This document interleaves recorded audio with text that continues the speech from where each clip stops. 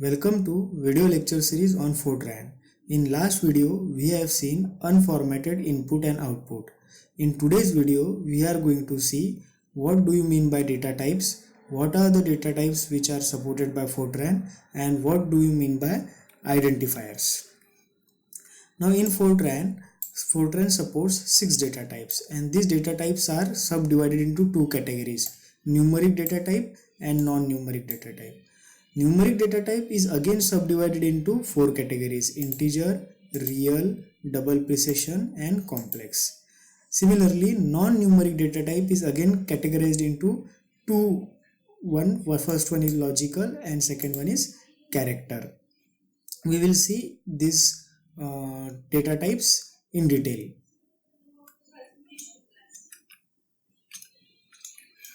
Now first one was integer. Now what is the difference between integer and real? For example, if the number is say 2 and another number is 2.1 or 2.0, so first number is integer number. Whereas 2.1 and 2.2, these numbers are real number. Means a number without any fraction or decimal point is known as integer, whereas numbers with fractional or decimal point is known as real number.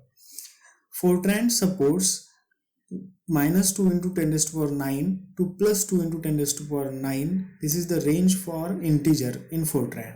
Similarly, in real number we can write integer as well as real number support integer as well as fractional part. It also supports exponential form.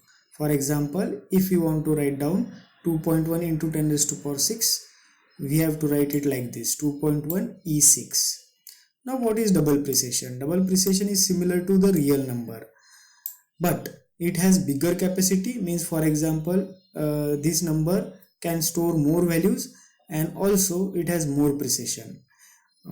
If you want to write 2.1 raised to power 6 in double precision or double precision data type, you have to replace this E with D. For example, 2.1 D6 means 2.1 raised to power 6. The limit of accuracy is about 14 digit in double precision compared to real number. Next is complex number. Complex number is written by enclosing pair of integer or real constant in parentheses. We will see this later in depth. And last one is logical one.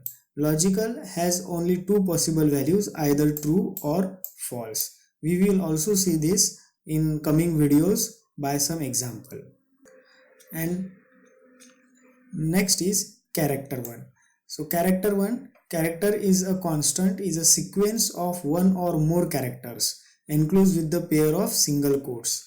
Here are some examples. For example, this asterisk is quoted with single quotes. Now this is converted into character. Similarly, this demo is quoted with single quote. It is converted into characters. Similarly, this one and this one. Now see, if I want to write down say name, for example, Ravi. Okay.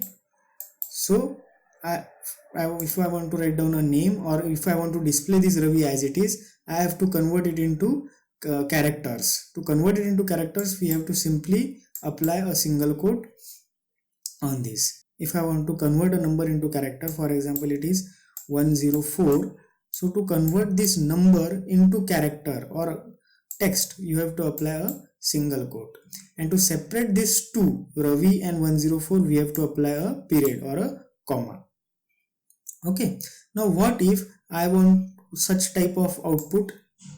If I want such type of output, you have to write it like this. Means Young's, now double quote here, then S modulus and single quote and single quote. Now this double quote will get converted into single quote in the output. Now we will see one program, and through that program we will try to understand the data types. So now we will write down the name of program. Let us write down the name of program as data types. Okay, data types. and I have converted into comment. Another way to convert it into comment is to put exclamatory sign. What was the first way? First way is to put C in the first column. Now enter and press the tab, and first statement is program and program name. Let us write down as demo3. Then enter. Then we will write down and program name as demo3. Okay. Now here I am using one statement, implicit none. Okay, we will discuss in coming videos what this implicit none means. Okay, now here we will first define some data types. Okay, so we will write down here defining data types.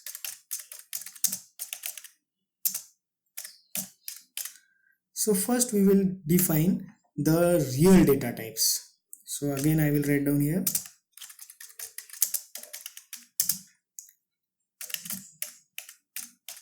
define real variable.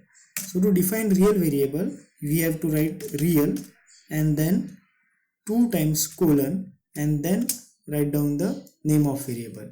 So let us write down the name of variable as p comma q comma real result.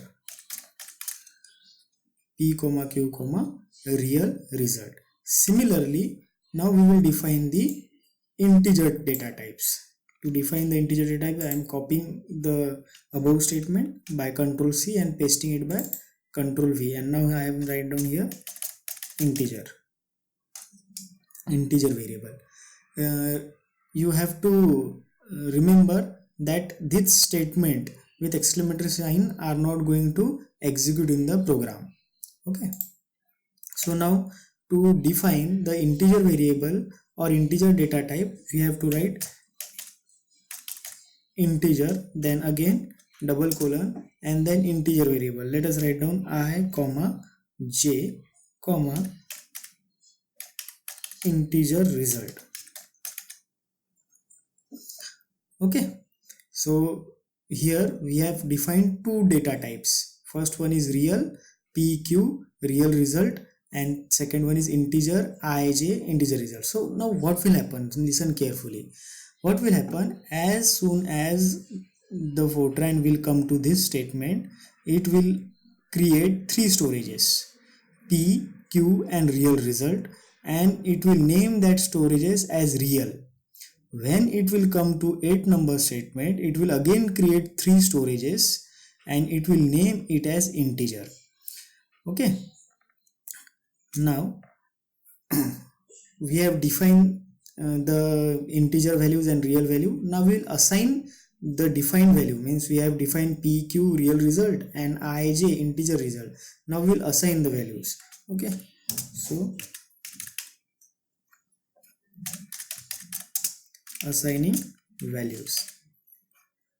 So to assign values, I will write down here p is equals to 2.0. Now p is which type of number? It is real number. Okay, so p is equals to 2.0, q is equals to 3.0, enter, I is equals to 2 and j is equals to 3. Remember, integer j, I and j is which type of data? I and j is integer type of data, and integer numbers are without any fractional part or without any decimal part. Okay, now what we will do? We will do division now. So we will do division. So for division we will use first real result.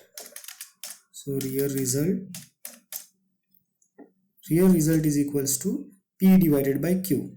P divided by q. Here division symbol is slash. Similarly, next we will use integer result.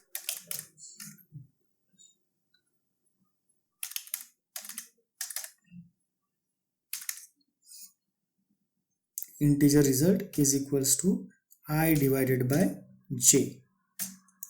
Okay, and now we will print this value on the screen. So to print we have 2 options, either write or print. So now I will use print. So print then asterisk comma, what I want to print? here I want to print real result.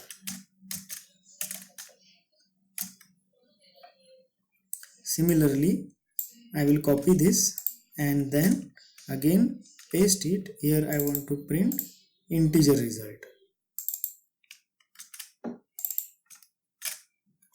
Okay, and as I am using 64-bit operating system, I have to put one blank read statement to stop the output. Okay, so what we have done here, we have created the data types, three data types of real and 3 data types of integer. We have assigned them values. Assigning values is like this: p is equals to 2.0, and then we have here what we have done here, we have stored division of p and q in real result. In 16 number row, division of I and j in integer result, and now we will see what is the output. Okay, so we will run the program, and now the output is, for first real result output is 0.666, and for second it is 0. So for first one it was 0.666 and for second it was 0. Okay, so now this is interesting. Now see, when we divide a real number with a real number, output is real, and when we divide an integer number with an integer number, output is integer. Okay, so when we divide 2 divided by 3, output will be real because this is also real and this is also real. So we got answer as 0.66667. Whereas when we divided 2 divided by 3, actual answer is 0.66667, but we will get the output as integer, not real, because integer divided by integer is always integer, and therefore we got result as 0. Again we will see that. So I will run the program, and now you can see here, this was real result, real divided by real, and this was integer result, integer divided by integer. Now one important thing, see, whenever there is real in the division, you will get the answer also as a real. But if you are storing that real into the integer, you will get answer as integer. Okay, so it is going very complex. We will try to understand it by a very simple thing. Okay, so just assume that there are two types of data. One is mobile and another one is books. Okay, so there are two types of data. One is mobile, another one is books. Let us consider that mobile is integer and books are real, because integer value is small and space required for mobile is also small, because mobiles are also small as compared to books, and books are real storage, so books will require more value. Okay, so now what we have done, we have created a drawers for to keep the mobile, and similarly we have created the drawers to keep the book. Okay, so drawers for mobile will be small because mobiles are small, and drawers for books will be large in size because books are large in size, right? Now see, if I want to store mobile in the drawer of books, it is possible because mobiles are small and drawer for books are big. So it is possible to store mobiles in the drawer, books drawer, right? But it is difficult to store, or it is impossible to store books in a mobile drawer, because size of drawer for mobile is very small, right? And books is large in size, so it is not possible actually. And therefore the same thing happens in this case. When we divide real with real, we get the real result, and when we divide integer with integer, we will get the integer result. But integer result is 0.667 actually, but it cannot store 0.667, and therefore we will get the result as 0. Okay, hope you have understood this. In case of any query, comment in the comment box. Please subscribe and click on the bell icon for more updates.